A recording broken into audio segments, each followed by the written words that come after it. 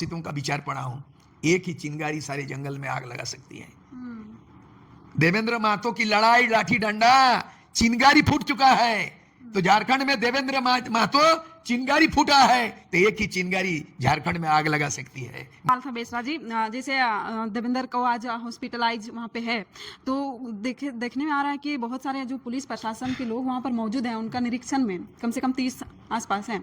तो कुछ इसमें आपको लगा कि कुछ साजिश हो रहा है, जैसे अभी उनको जेल भी जाना पड़ सकता है, जैसे प्रतिबंधित क्षेत्र में जो लोग प्रदर्शन किया उसके लिए, तो लग रहा है देखिए, पुलिस फंसाने का कुछ भी कर सकता है, कोई भी एक्ट बना सकता है, लेकिन मामला है कि अगर नेतृत्वकारी है, साहस दिखाना पड़ेगा। है, लोग बोलता है जेल भी जाना पड़ेगा, लाठी डंडा खाना पड़ेगा। हम लोग जेल क्यों जाना पड़ेगा? चलो, जेल बड़े बड़े नेता जयप्रकाश नारायण जेल गया था, इमरजेंसी में जेल गया। सूरज सिंह बेसरा भी बारीपदा जेल में मारपीट करके हम बचेंगे कि नहीं, इतना मार मारा, इससे ज्यादा मारा था। सर में अंपार हो गया था, मैं 1 महीना उठ नहीं सका, जेल में 1 महीना बिताया था। मैं नया जिंदगी उड़ीसा बारीपदा जेल में आया आईसीयू के समय में, इतना मार मारा था। जो कि लीडर है, इसको भी उसी तरह टारगेट किया कि ये लीडर को इतना मारो ताकि डर भय पैदा हो जाए और कभी भी लीडरशिप में नहीं। लेकिन इनकी आवाज है, ये आवाज सिर्फ नहीं, केवल भाषण नहीं देता है। जेपीएससी के मामला में लीडर यही दिखता है। और इन्होंने झारखंड स्टूडेंट यूनियन बनाया, जैसे all Jharkhand students union ICU में बनाया, वो आईसीयू हेजेक हो गया। सुदेश महतो हेजेक बोलता है इसको, सुदेश महतो ने हेजेक कर दिया आईसीयू को, आईसीयू पार्टी बना दिया। बनाने वाला बेसरा जी है, थिंक टैंक है, यहाँ से निकला था आईसीयू बनाने का। तो ये डरेगा नहीं। अगर थाना पुलिस जो भी होगा, ये आंदोलन बनेगा। ये आग जल चुका है, उलगुलान का ये आग जल चुका है। ये जो है ना, चिंगारी विस्फोट हुआ है। माओ सेतुंग को मैंने पढ़ा, चाइना का लीडर का जो है माओ सेतुंग है, जो माओवादी मैं माओवादी नहीं हूँ। माओ सेना के बारे में आप जानना चाहे कि लाठीचार्ज क्यों हुआ, क्यों लाठीचार्ज हुआ? लोकतंत्र में लाठीचार्ज तानाशाही का संकेत है। प्रजातंत्र में इस तरह का दादागिरी हिटलर सही नहीं चलेगा। और इसी तरह का जो है ना, हम लोग याद करते हैं, अभी कुछ दिन के पहले जो है ना, लोकसभा में भी एक तो नियम पास कर दिया वर्तमान जो तीसरी बार प्रधानमंत्री बना नरेंद्र मोदी, उन्होंने 1975 को काला इतिहास के नाम से जाने जाने का एक तो प्रस्ताव पारित किया। 1975 में काला इतिहास का मतलब है कि 25 जून 1975 में इमरजेंसी आपातकाल हुआ है। तो हमको लगता है कि फिर से जेल जाने के बाद गुस्सा तो नहीं उतर रहा है हेमंत सोरेन, गुस्सा उतरने लाठी डंडा जो भांज रहा है। देखिए, कोई भी बात, मैं जब दिल्ली में झारखंड आंदोलन किया आईसीयू के बैनर तले, तो 72 घंटे झारखंड बंद करने के बाद गृह मंत्री बूटा सिंह राजीव गांधी से बात किए, तो केंद्रीय गृह मंत्री ने बोला कि आंदोलन से पहले और आंदोलन के बाद वार्ता ही ऐसा माध्यम है कि जटिल से जटिल समस्याओं का समाधान हो सकता है। तो आज जो सहायक पुलिस कर्मचारी है, और वो जो है उनकी मांग पर सहानुभूति पूर्वक अगर टेबल टॉक करते, विचार करते, आपने कॉन्ट्रैक्ट बेसिस पे लिया, आपने उनको 10,000 रुपया में नौकरी करवा रहे हैं, वो तो अपना मांग रहा है कि भारत का संविधान में जो है ना कि right to speech, right to message, आपके अनुसार उनका जो मांग है वो जायज है, बिल्कुल न्याय उचित है, न्याय उचित है। आज के तारीख में जो है ना, आप कोई भी कॉन्ट्रैक्ट लेवर, जो रेजा कुली जिसको हम लोग सरल भाषा में बोलते हैं, आप उनको, उनका पेमेंट मिनिमम 15,000 20,000 है। ट्रक ड्राइवर है, खलासी है, लेकिन आप वर्दी पहना के, लाठी पकड़ा के, जान को जोखिम में दे के 10,000 रुपया में रेजा कुली मिलेगा? कोई सर्वेंट मिलेगा 10,000 में महीना में?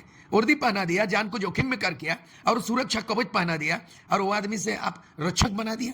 रक्षक को आप पिटते हो, तो हम इसका कड़ी शब्दों से निंदा करते हैं। जहां तक छात्र नेता देवेंद्र, आज आप गए थे रिम्स उनसे मिलने के लिए, तो क्या कुछ बोले वो, कुछ बात हुई उनसे?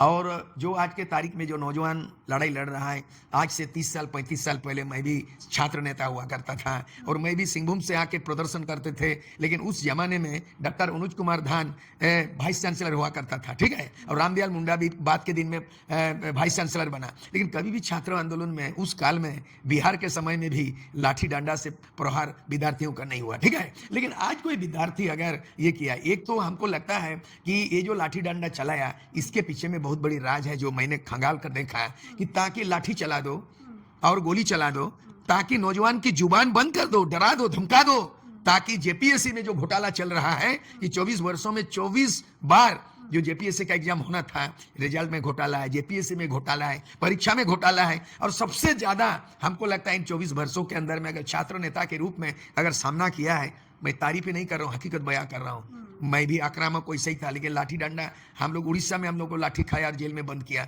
लेकिन बिहार के समय नहीं था। तो देवेंद्र महतो पर लाठी डंडा चलाना एक लीडर के रूप में आइडेंटिफाई हुआ है वो, और लीडर पे रहम होना चाहिए। ग्रेजुएट लड़का है, उस पर हाथकड़ी नहीं लगता है एजुकेटेड पे, जो ग्रेजुएट होता है नियम है, उसको बाइज्जत अरेस्ट भी होगा कोई मामले में तो बाइज्जत पुलिस गिरफ्तार कर सकता है, लेकिन क्रूरता पूर्वक, बर्बरता पूर्वक लाठी डंडा नहीं बच सकता है। जिस जगह से वो सर में चोट लगी है, हाथ में, पैर में, कोई शरीर का कोई अंग में जगह नहीं है जहां पे उन पे चोट लगे, गहरी चोट लगे। गनीमत है वो जान बच गया, नहीं तो जितना छोटा सा शरीर है ना, हल्का वजन वाले जो है, नाटा है, दुबला पतला है, इतना मार सहन करना हमको लगता है ईश्वर उसको बचा दिया है। तो हम उसको देखने गए, हमने एक चीज बोला कि ये सरकार का अंतिम संस्कार है, हेमंत सोरेन की सरकार, इसका अंतिम संस्कार करना चाहिए।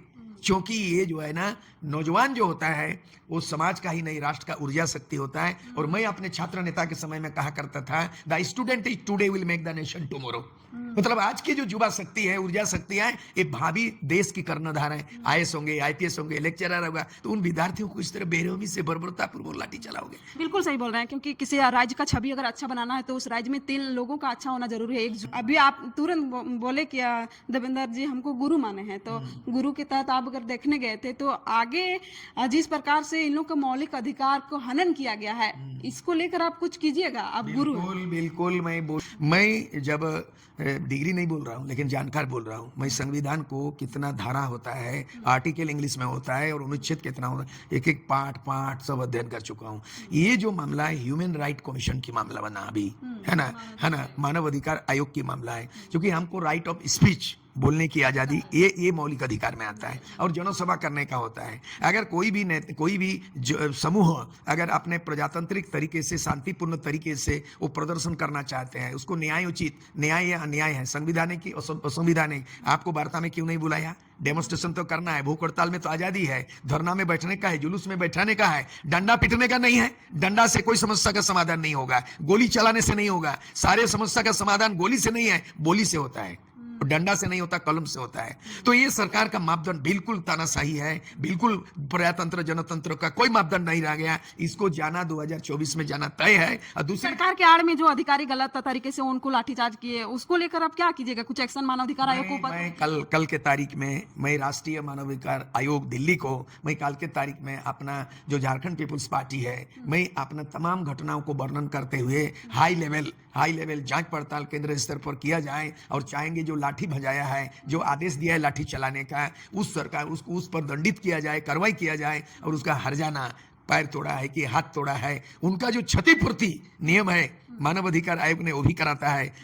वो जेल में निर्दोष लोगों को बंद करता है, मानव अधिकार उसको भी देखता है। इनकाउंटर अगर कोई होता है आतंकवादी नाम से, सही की गलत है, मानव अधिकार देखता है। और कोई माओवादी के नाम से भी अगर जेल में बंदी करता है, फंसाया जाता है या इनकाउंटर किया जाता है, मानव अधिकार का काम है कि सही की गलत है। मैं उस दिन बिल्कुल, मैं कल के तारीख में राष्ट्रीय मानव अधिकार आयोग को पत्रचार करूंगा, मेल भेजूंगा, फैक्स भेजूंगा, और कार्रवाई अविलंब करने के लिए मैं गुहार लगाऊंगा। और जनता को, नौजवान को मैं अपील करना चाहता हूं कि आप, ये आंदोलन है कि जेपी आंदोलन का उदाहरण है कि हम लोगों पर जेपी आंदोलन, 74 में जेपी आंदोलन हुआ, 77 में सत्ता परिवर्तन हुआ, 2024 में डंडा चालू हुआ, नौजवान पे प्रहार किया। और जिस तरह से 2016 से लेकर 2019 तक रघुवर दास पारा टीचर पर लाठी भांजा, 80,000 पारा टीचरों पर, 40,000 सहायिका और आंगनवाड़ी पर, सत्ता बदल गई, खुद हार गया। इस बार 2024 में सपनों नहीं देखेगा, अगले बार नहीं होगा, आपके बार। लेकिन उन लोग आपके ऊपर थोड़ा सा इल्जाम लगाते हैं कि बेसरा जी बूढ़े हो गए हैं, 77 की बात करते हैं, इस समय 24 चल रहा है। इस समय का जो नियम है, इस समय का जो दौर है, वो अलग है। ये सब डायलॉग नहीं चलेगा। परिपक्वता को बूढ़ा बोला गया है। महात्मा गांधी 80 साल में जब आंदोलन किया, उसको बूढ़ा बोलता है। सुंदरलाल बहुगुणा 80 साल में चिपको आंदोलन करके पर्यावरणविद, उसको जो है ना इतना बड़ा उसको सम्मान मिला है।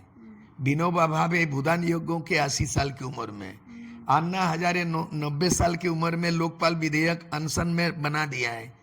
जितने भी क्रांति हुआ है देश में ना, सब बूढ़े लोगों का देन है। ये बूढ़ा बाल पक्का है, बाल पक्का नहीं, परिपक्वता है।